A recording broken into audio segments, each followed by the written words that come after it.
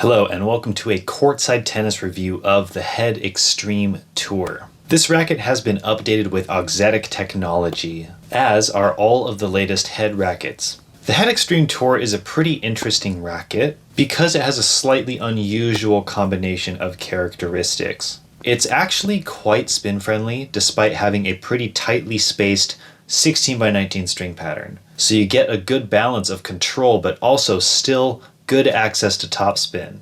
I wouldn't call this racket a topspin monster, but you might be surprised with how much spin you get despite how much control this racket gives you. Another somewhat surprising trait of this racket is how light it is. Typically control-oriented rackets are heavier, but this one's not, so I would say that it's actually quite accessible to a wide range of players, especially those looking to work on a well-rounded and diverse game. If you are advanced enough to utilize your own power effectively, this racket gives you easier access to control, which means when you come to the net, it could be easier to put away volleys and really work with tight angles. I also really appreciate how whippy this racket is because on approach shots, sometimes the ball falls really low, but with this racket you can still pick it up with good spin and get it over the net with a lot of power. Sometimes I find control-oriented rackets to not be so great at that, largely because they aren't so spin-friendly sometimes, and they often aren't very whippy in stock form. This racket on average seems to come in around a 317 swing weight strung.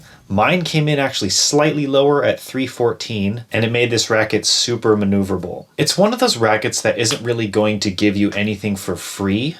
I don't want to make it sound like this racket makes everything harder. That is not the case.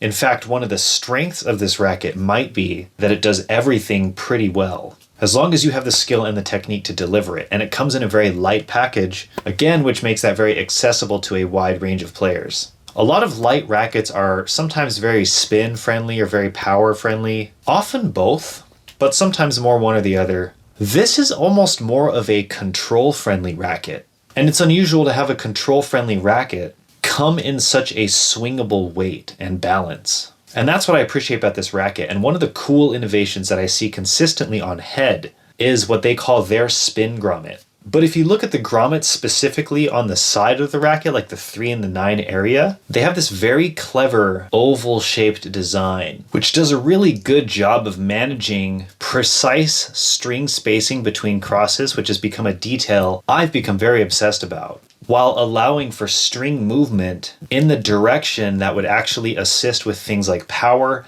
and ball pocketing and also enlarging the sweet spot, which isn't talked about enough on rackets these days, but that is a beautiful side effect of parallel drilling. So in my opinion, Head actually makes one of the most innovative grommets that takes some of the best side effects of having large grommet holes and small grommet holes. Because with this clever oval design, you get the best of both worlds in one grommet. All in all, if you want a really balanced racket that has a wide range of playability, that isn't too much of this or too much of that, I think anybody from a reasonably developed player to a very developed player would be very happy to have this racket in their hands. You could even argue that beginners would do really well with this racket because it does reward full cuts at the ball. And sometimes I feel like for beginners, it's nice to get a racket that is easy to swing around, but also doesn't absolutely punish you for swinging a little bit too hard. Some of the beginner rackets really like to make that ball launch and give you that power, which is sometimes the way to go. It really just depends on what you're looking for.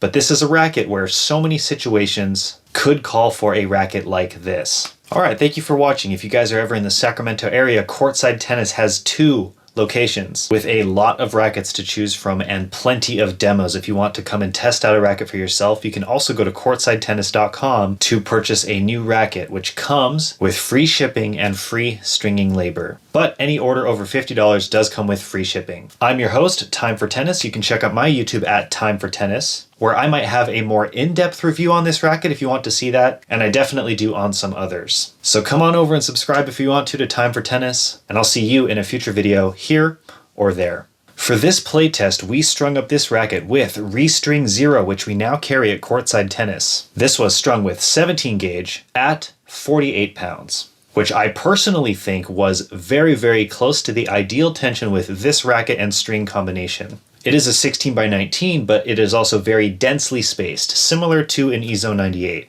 And generally, the closer the strings are in their spacing, the looser you might consider going. It's not always just as simple as a 16 by 19. And in my opinion, restring 0 does a little bit better strung at slightly lower tensions because restring 0 holds tension so well. If you guys want to learn more about that string, you can check out a lot of content on my channel. I talk about restring 0 a lot, but we'll be covering it more in a future video sometime on Courtside as well. So I'll see you here on Courtside, or I will see you on my channel at Time for Tennis. Either way, happy to see you again, and I will see you guys in a future video. Bye for now.